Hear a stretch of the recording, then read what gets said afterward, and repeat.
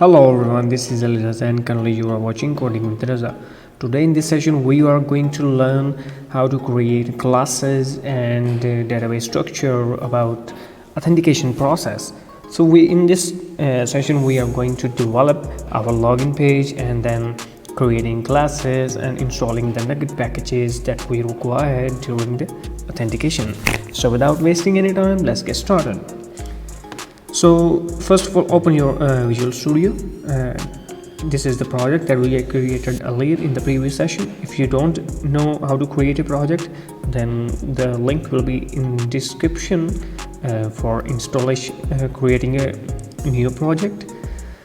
So now we are going to install Nuget packages that we required for our database connection. Since we are using MariaDB or any MySQL server, so we have to install any MySQL connector for that. So to do so, just right click on the project and then click on Manage Nuget Packages. This will open install tab where you can find there is no packages already installed, so we have to install a new one. So click on the browse button and click here to search MySQL. So as you can see that there is a MySQL data, so I will prefer for the MySQL connector because it is much faster than MySQL.data. So just click on this and click on download button. This will install MySQL connector based on our .NET Framework version. It takes a little bit time for installing, so don't be hesitate. I'm just skipping this video for installation. Click apply.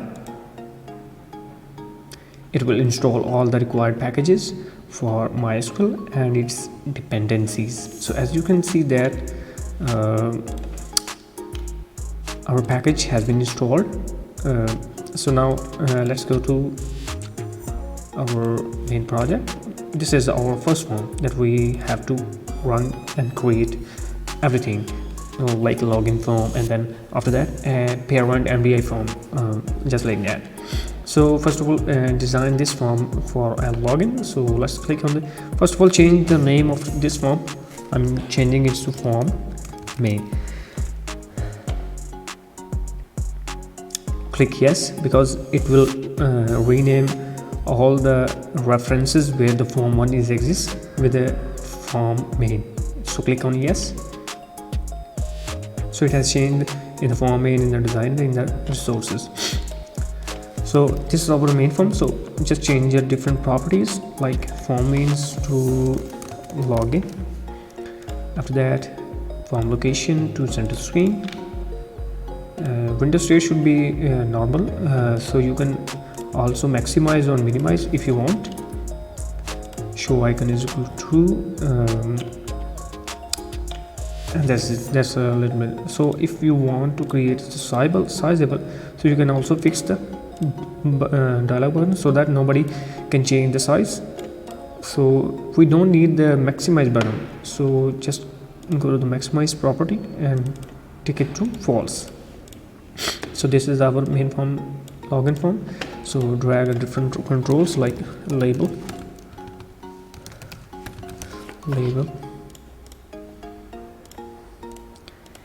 text box, button. So these are the controls that we have required for designing our login form. Just change the font.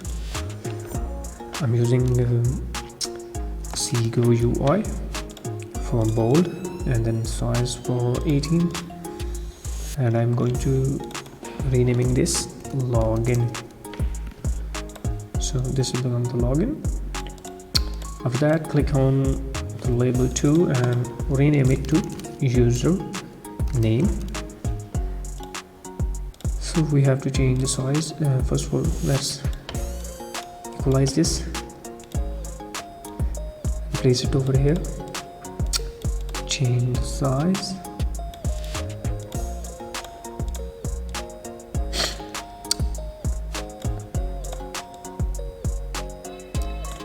like this. Change the size also for fonts, like I'm using receiver. Click on bold, and then 10 is the enough size. It's okay. And the button, it is the same thing. Okay for that. So change the name to login. You can add another button for exiting program if you want, otherwise you can skip exit button. Just copy and just select the controls and press the control key or command key in a MacBook and just drag it down here to make it its copy. So I'm just renaming to password.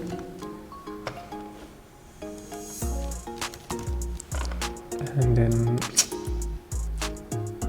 it's okay. Just resize. You can also change the size of this form as you required for your requirement. So almost our form is already ready, like this. So just check it out. What will be the result of our login form if we run this project?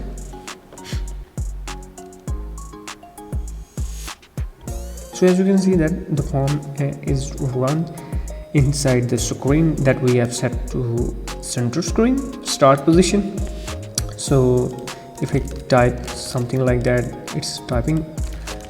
So as you can see that password is also showing in this field. So we have to hide to a dot or something like that. So to do so, just click on the control and then go to the properties and then set this property to true. Use system password character, so true. So if I run this again, so let's see what will happen. So if I type something like that, so it changes to password. So you can add another control like checkbox to view or not, like visible or not visible to password. Just renaming this property to true or false. This will do for visible password or not. That's it. So this is our design form. So let's rename our controls. Like this text box, I'm going to create the XT user name, txt password, btn login,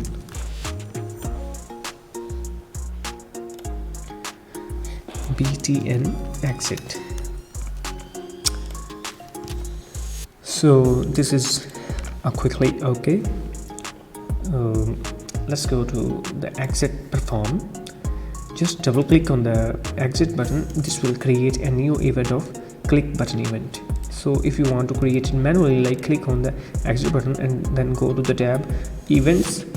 Here you will find the click event, and if you click here double, so you can create this event.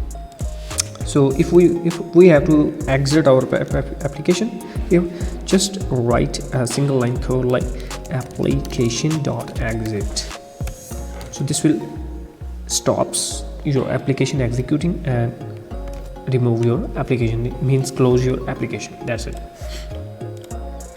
You can also add a validation confirmation or something like that for your requirement.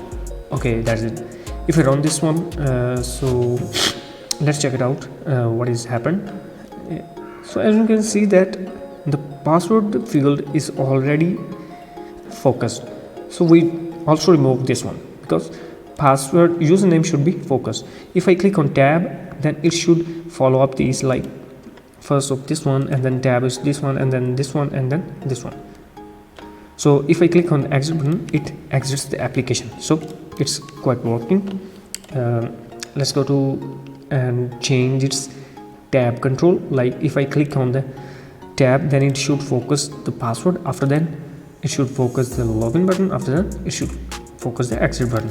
So how to do so? You can do the same thing like tab index. Like first of all, if you create this one 1, and then it's to 2, and then it's to 3, and then 4.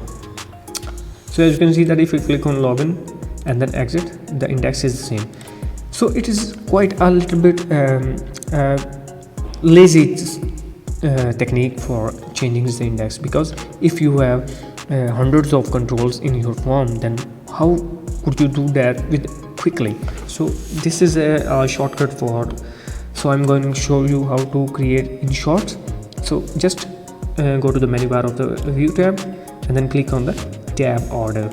This will show all the tab orders of our controls. So I have to click on this 1 0, and then 1, and then 2, and then 3. So it will focus on the 0, and then 1, and then 2, and then 3. So let's save this, control save, and then click on that and then remove that. So let's run, and what is happened for that. So as you can see that the first focus field is the username. If I click on the tab button, it focuses the password, and then login, and then exit, and then reversely it will focus on username. So this is the little techniques that you can use for authentication system. So let's exit this application. So here is the completion of our login form designing. So the next we will create a different classes, our main classes, so that those classes will perform our authentication completion system, and then the working with the database. So how can we do that? Just right click on there and then right click on the project, click on add, then add class. So this is our main class that we are going to perform our database operations. So all the methods for database related operations will be written here. So write any name of this class. In my case, I'm using main class. So you can also, like I'm using a DB user. So you can write anything as you want. Just click on the DB user. So this created a class. I'm just click and removing this because I'm personally create this class. So click write something like that, public class DB user parentheses. So this will create our class and DB user class. So we need to create our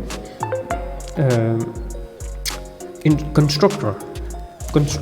If you know what is a constructor is basically the base method which will call when the class object is created.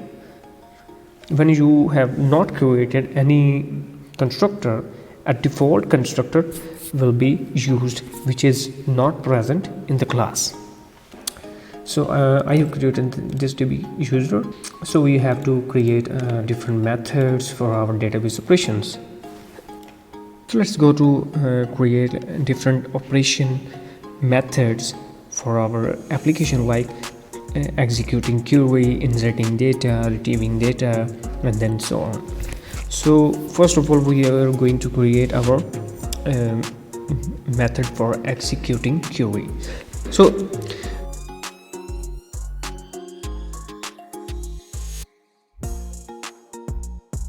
and this method will be a public method. So just write the public keyword, public, and then write the return type. Like in my case, it will return a string, like string int, because it will return a value that how many rows affected. So int will be the return type, public int, and then the method name executeQuery, and then this method. So we have to pass a parameter like string query. So this query will be executed in our database. So first of all, we have to create a connection string so that we can use for our database.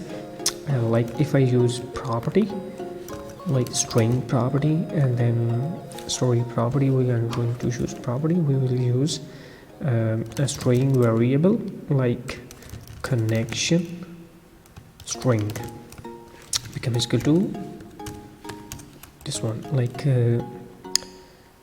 server is equal to localhost, user is equal to root, and password is equal to like array executable to 9, and then database is equal to. So we have to assign database name here. So I have to open our database. Like in my case, I'm using a SQL. So let's open our database. So we have to create a new one. Like how to create a database? Create database auth, because we are going to perform authentication for that. So we have to create auth. So just click on the run, and then as you can see that affected rows is being shown. So this is the affected rows result will be returned in this query, that how many rows are affected. So the query, and then so the database will be auth. So if you refresh here, so you can see that auth is the database. So there is a node table inside the auth. So we will create all these tables step by step in our course. So just assign the auth table. So the connection string is okay. Let's perform like MySQL connector. So we have to assign MySQL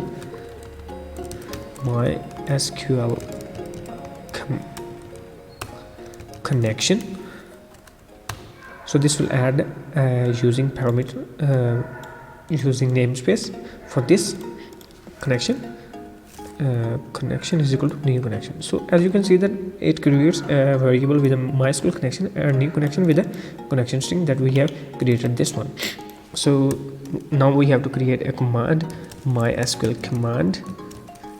So it will be a command is equal to new command. So we have to pass two parameters like MySQL connection and then our query. So we have to pass MySQL connection and then query. Sorry, MySQL command. So what is it? We have passed different methods. First we have to pass our query. So we have to pass query and then connection. So this is okay. So after that we have to open our connection for executing. So MySQL connection dot open. So this will open connection for our database to perform tasks. So we have to type here a try catch method, because try catch method is a very important methods which handles all the error and exceptions in our application, so that our application will not will not throw an error or anything like that, not responding our application or crash our application. This will catch the errors and show in our message box, so that it prevents our application to crash. So let's click or just type try and then press tab 2 times. So it will write try catch snippets. So just write here like so we have opened our MySQL connection. So here we have to run our query. So first of all, after inside this try catch method, we also have to write another try catch like try f. So this is try f, mean try and then finally, means it will try this code and finally execute our working. Because so you can go through how it actually works. So first MySQL connection is open and then type there MySQL MySQL command dot execute non-query. So if you hover on this execute non-query method, so you can see that it returns integer variable, which is also same as it is integer this one. So if you hover on this one, so it will returns the number of rows affected. So we have to pass a return system like return. It will execute our query command and then returns a method, returns a number of rows affected. And then this is the main part that we are discussing, like we have to close our connection, like MySQL connection dot close, and then we also have to dispose our command, so command dot dispose. So this is the actually writing, the purpose of writing this try finally is it will try this code, and then after that it will close our database connections, because closing of our database connection and disposing of command is too much mandatory for the next incoming commands. So this, if it throws an exception ex, so it should throw an exception like ex. If I say that, if I have to remove this one and add a new using namespace using system, it's okay. So this is the short method, and it is also an object oriented programming approach. So this is the single method that will execute every time that we have to execute query in our application. So another method we have to create for the retrieving data. So retrieving data would be several types, like we are getting a list of data and then a single value and so on. So we have to write two methods. First one for retrieving a single value, and then second one for retrieving list values. So let's go and write a public method, public. So we have to get single value. So we have to perform a string variable, string keyword, like we have to get just a string value. So you can type a here object and then write the method. So as you can see that it is also showing the ExecuteScalar method. Its IntelliSense is also showing that you can run the ExecuteScalar method to get single value, like actually mean of ExecuteScalar is to getting a first row and first column of a query result. It will return first row and first column data for us. So if I click on this tab, press on tab, then it returns this one. So you can see that it is also suggesting the same processes. So I have to copy this one and then place it over here. Since this command is returning data, so we just only have to change something. So the query will be a select query, so we have to change just this one, like so. If we have written the execute non-query, so just we have to replace it with ExecuteScalar. So if you hover on this scalar, so executes the query and return the first column of the first row in the result set by the query. All other columns and rows are ignored. It's just only return a first column and a first row, means first cell value will be returned. So this is the simple way. So we have to write return ExecuteScalar and then so on. So this ExecuteScalar will return our single value.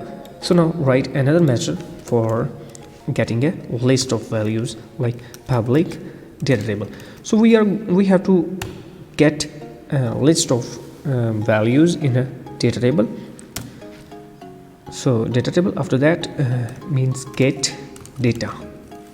I've written the get data method, and then right here the string query. So query will be also a select query, so I have to write this one, copy this one and then paste it over here. So we have just changed the things here, like MySQL. In the replacement of MySQL, we have to write MySQL data adapter. So data adapter is actually for filling data. So this is the same as it is. So since we have to fill data, so we also have to create a variable like DataTable. dt is equal to new one. New data table. It's okay. So after that, MySQL data adapter is equal to this one, and then connection is equal to open. So I have to fill the data. So command dot fill.